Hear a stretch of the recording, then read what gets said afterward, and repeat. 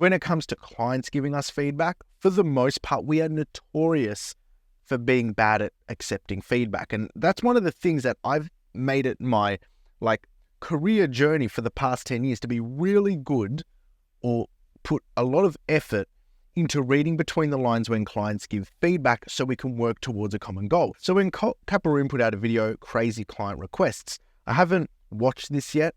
I'm curious to hear what he has to say because I respect him as a professional. I want to say he's open-minded to his experiences and where he's coming from, as well as give you guys my input as to how I manage certain situations or my thoughts on these requests he's going to talk about. So let's go.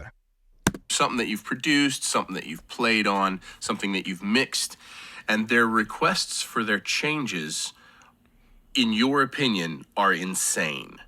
Like, this is absolutely not the right move for this song. What they want sounds absolutely terrible. What am I supposed to do? And I think the gut reaction to most of us when we first start off is, I'll do this, but you got to take my name off of it.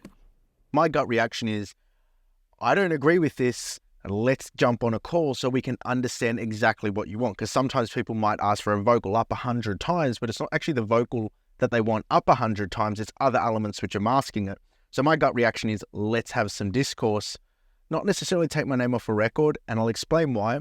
Because before clients sign up to work with me, I vet the hell out of them. I don't charge a little bit for mixing. I charge quite a high ticket price. And I get my assistant involved in getting things set up. And there's quite a bit of inner workings to get a project coming along with me for mixing. By the time we're at the stage where we're mixing a song, we're all on the same page, at least 99% of the way. So any changes that are getting made are in the same common interest. So my opinion is sort of mitigated by that. Let's keep listening. I'll make these changes that you want, but you can't tell anyone that I worked on it. And this is where I was too back in the day. I really did. More than once. I remember one situation in particular. I did this full-length album for this rock band, and during the mixing process, I would send them the mix, and they would be like, "Can we turn the bass guitar up?" And I'm like, "Okay." And then I'd turn the bass guitar up, and then I'd send them mix 2, and they'd be like, "Bass guitar up." And I'm like, "Okay." And I'd send them mix 3, and they're like, "Bass guitar up." And it would get to the point, and this was like on every song, it would get to the point where the bass guitar was louder than the kick drum, louder than the snare drum, and equally as loud or louder than the vocal on some of the songs.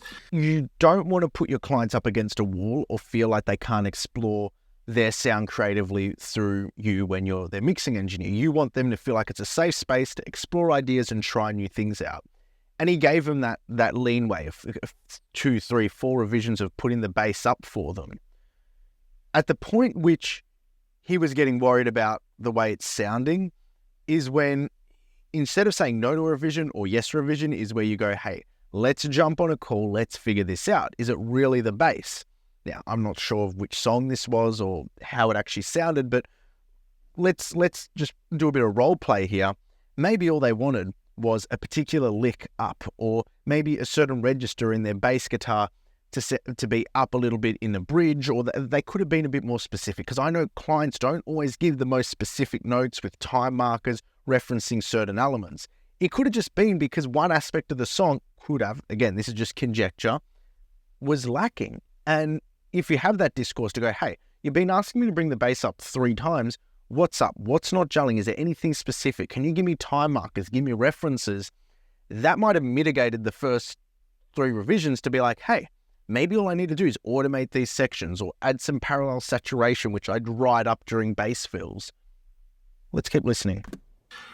And I was just like, no, this is crazy. No, we need to not make the bass guitar any louder. And it got to the point where I had a conversation and I'm like, take my name off of it. I can't have my name on this because I don't want people to think that I'm doing this, that I'm making these poor of choices when I'm mixing. It can be really stressful because you want to stand behind every bit of work that you put out. And Colt obviously wants to put work out that he can put his name behind. And when something doesn't wrap up that way, it can be really conflicting. You want to avoid that situation though, because you want your clients to feel comfortable that you're proud with the work that you've both achieved together as a team. And I think maybe at some point in that process, that sort of teamwork might have broken up a little bit because there were disagreements between what the client wanted and what his opinion were. Again, that's me speculating there. And I hope he gets into more requests, because if we can get like technically down into some of the things, that would be really cool. I've been in that situation a bunch. It happened not too long ago. There's an artist here in town, and what they wanted, the overall sonic character that they wanted, was just more mid-range in the overall mix. Like, so much so that the mix started sounding like I just had a bell curve on it. It almost sounded like I had a wah pedal turned halfway on the entire mix. I get the frustration he might have experienced here, only because sometimes, especially with the mid-range is a really interesting arrangement-wise and production-wise part of contemporary music. If the sound design and the performances, especially vocal performances or anything that's a live instrument, do not line up with the sonic goals or the sonic vision of the artist, you just end up leaning on EQ to crank out frequencies which aren't necessarily present in the original recorded signal. And it sounds like that. It does sound like that wah pedal effect. You're pleasing the client with what they want, but necessarily it's not quite tasteful. So sometimes that is source material related. So I get that frustration because I've experienced that. It's really exceptionally difficult to manage if the juice isn't there in the original material. And it's what they wanted. And this is where it gets difficult, because depending on where you're at in your career, for me personally, I need to add up how many songs I've worked on, but it's in the thousands for sure that have gotten released. It's definitely in the thousands, plural. And when these artists, this is where it gets difficult, and this is where we fight our own ego, or at least I do. When these artists who have never released a song, or they've released 2 or 3 songs and they have no real success to speak of, when they're asking for things that me as a producer and as a mixer who has worked on literally thousands of songs, I know that it's a bad move for the song. What do we do?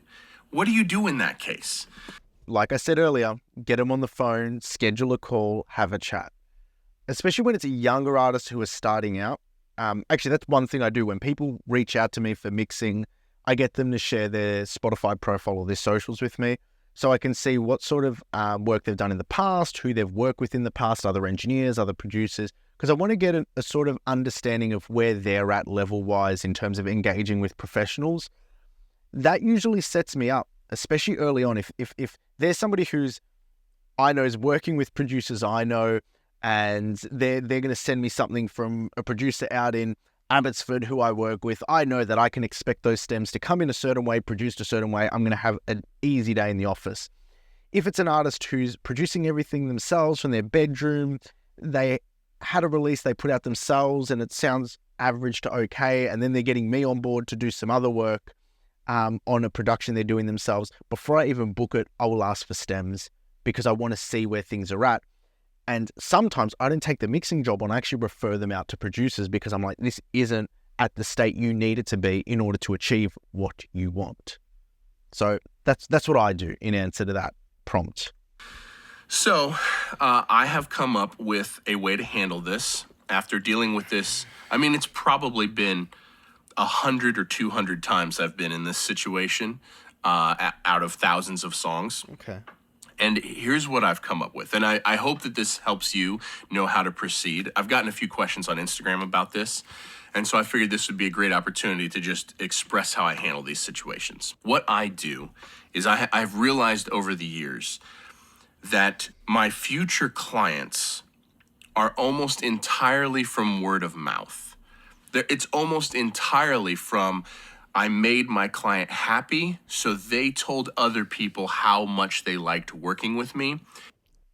Remember what I said at the start of the video? Remember? Artist, client, engineer, opinion, where that intersects is really important because you need to keep them happy with the vision that you're going to achieve. I think I know where he's going with this. This is good. And then those people hired me. Now, what I would prefer to happen, and it happens a lot now, but in the beginning it didn't. What I would prefer to happen is I want people to hear the music that I've worked on, and I want them to like the music that I've worked on, and I want them to be like, I like what you do. Can you do what you do on my music? And that would be my preference. And I get it, because I have people who come to me for mixing with the most out there sort of styles. And if you listen to my portfolio, you know, it's mainly electronic, dance, pop, hip hop, R&B. And they come to me with like really left of wing stuff. And it's like, oh, that's not really my expertise. And did you listen to my portfolio? Then you get people who have listened to my portfolio and they know like the artists, the tracks, they're fans of the work. And it's just such a perfect fit. So I get exactly what he's saying. I kind of won't accept any music, any projects if they haven't heard my work. If it's a brand new first-time contact client, I send them a playlist of stuff I've worked on, and I'm like, make sure you enjoy this, because this is what I do. That's really good. I haven't thought of doing that. I got my playlist on my website, and a lot of it's word of mouth, but I assume people are engaging with somebody, like they're doing their research before they spend $1,000 more.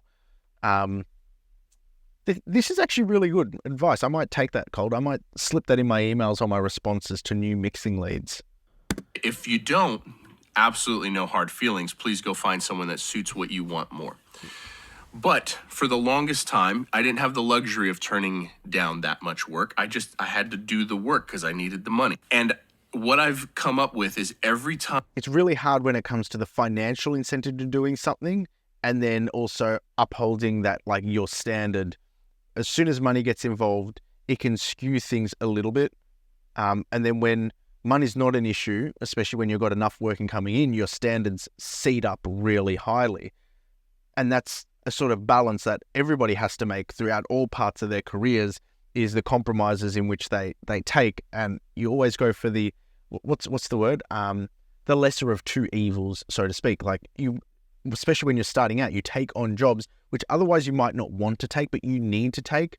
And you try to approach it in as, you know, how do I put it? Respectful of a manner, so that you respect the other parties, even though you might not enjoy the decisions they're making. You do it so you get your foot in the door, you keep moving on. I've butted heads with a client like this. I've never gotten any future clients from them. I've never done any future work for them, first of all. And I've never gotten any future clients from word of mouth.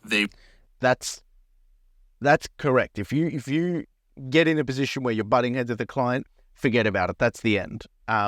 You can do as much as you can to remedy it. This is why when it comes to like refunds, I'm just like, yep, I'd rather you know that it was in my best interest to make this record work 100%. But if this doesn't work out, here is a full refund and we can go our separate ways. Regardless of who's in the right or not, I prefer to work that way. Yeah, that's a really good observation. They've never been like, hey, you know who you should work with? You should go work with Cole. And so what I have settled on at this point, at this point in my career, I try to weed out as much possibility for that as I can. Listen to my previous work. We discuss our goals. I want to know what they want, reference mixes, artists that they like, etc. And then if we align on everything, then I'll accept the project as long as the songs are good. So that's how I handle it now. But I realize most people are not in that position in their career. And I was not in that position for 18 years of my 21-year career. So what I do is I just make the client happy. I try my very best to find a solution that makes us both happy. If they want that bass guitar just as loud as the vocal, well, how creatively can I make that interesting? Can I find a way to make that bass guitar as prominent in the mix as the lead vocal and it still be cool, like it's an... That's awesome. That is the exact attitude. I wish he said this, like, this could have been condensed in like a 3-minute video on how you make compromises or methods of making compromises for client requests. That could be a whole video I might do in itself, is just how to manage clients.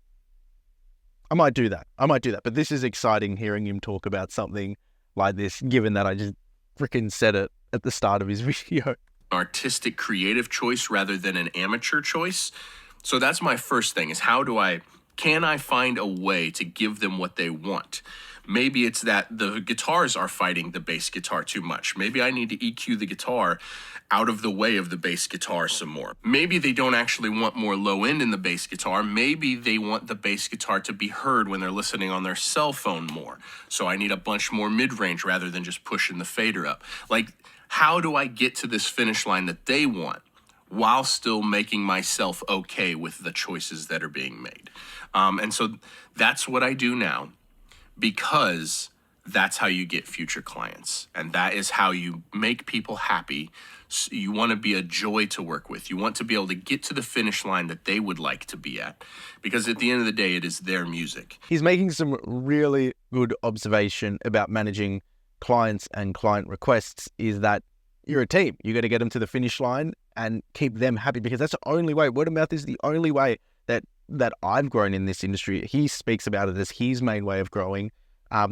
What people say about you is exceptionally important. Outside of just me being a dick on YouTube, people I work with on their records, they actually genuinely enjoy what we do together, which is great. And I'm sure there's just as many people who say I'm great at what I do, who I work with, that say I'm shit at what I do, but that's not the point. My interest and my invested time is in cultivating or nurturing my relationships with clients and the results that they're after. So he's on the money. He's on the money. And if you can do that, and if you can make them happy, they will tell people, and those other people will hire you.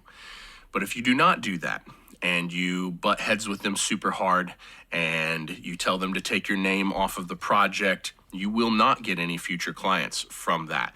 And the only thing you've accomplished is having a product that you can't show off because you don't like the choices that were being made, and hopefully you made enough money on the project for it to be worth it, because you're probably never going to work with them again. You're never going to get any future clients from them, and you can't even show off the project to potential new clients. Spot on the money. Spot on. You'd think I'd watched the end before doing this reaction video, but like I said, I had not watched this video, and this is all pretty cool to hear him say, because it's bang on. It is bang on. So that's how I handle it. I do try to explain to people the ideas, like that super mid-range thing that I was talking about. I did try very hard to just explain, I don't feel like this is right for the song because I listened to any other song. This is not what they sound like. And at the end of the day, it didn't matter. And sometimes we just go separate ways with clients, and that is perfectly fine. So I hope that helped you know how to navigate this. This is, like I said, it's more needed than the tech and the plugin and the tool tips that are offered on, or the techniques that are offered on YouTube. Understanding how to manage clients is really important. I think ultimately you have to figure out a method to like onboard your clients so you guys have common goals, and like have like a certain bar, like his expectation of his clients to go listen, or prospective clients to go listen to his portfolio and make sure they like it, I think is actually a really good technique. So before even signing up a job, I think the first level is like, I've got my own way of doing it with clients and sort of checking their background, see who they work with and what they've got working on, check out the production mix or the stems before I start mixing. You have to have a barrier of entry. Not anybody can work with you. Like, it might be hard, especially at the start when you need to make money and things are tight, but even if it's a low barrier of entry, you need to have some barrier of entry so that way you can anticipate what's going to engage in the project or what might ensue, what sort of changes they might request, what sort of personalities you deal with. So you need to have a barrier of entry. Otherwise, you're just open to everybody and that can just be a slaughterhouse.